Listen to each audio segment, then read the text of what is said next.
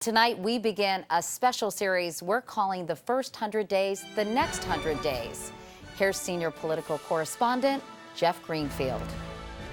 This first 100 days. 100 days. 100 days. All this week, President Obama is being measured by a standard that was born almost 30 years before he was. I, Franklin Delano Roosevelt. When the newly inaugurated Franklin D. Roosevelt, confronting a nation on the brink of collapse, sent measure after measure to a Congress that passed them almost instantly. The 100 days sort of happened by accident.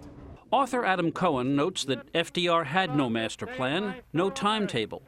But when Congress adjourned after 100 days, America had a very different government. He saved the banking system. He created a major agricultural program, the first public welfare program, on and on and on. So it was the most ambitious and most successful period in American history. But during this period, many things have happened. What FDR did in those 100 days has cast a shadow more than 3/4 of a century long. Every president since has entered the White House knowing he will be judged by that inevitable, if highly dubious, standard. The 100-day marker is an artificial construct, but on the other hand, keep in mind you are getting, for the first time, to see what an administration would look like. And at times, that first impression can be lasting. We're still waiting for... Dee Dee Myers was President Clinton's first press secretary.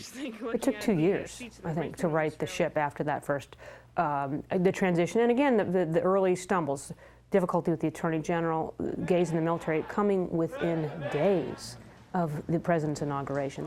But does it really make sense to judge a president by the 100 days standard? The president this morning had... For one thing, says former Bush press secretary Ari Fleischer, no Congress today would do what it did in FDR's day.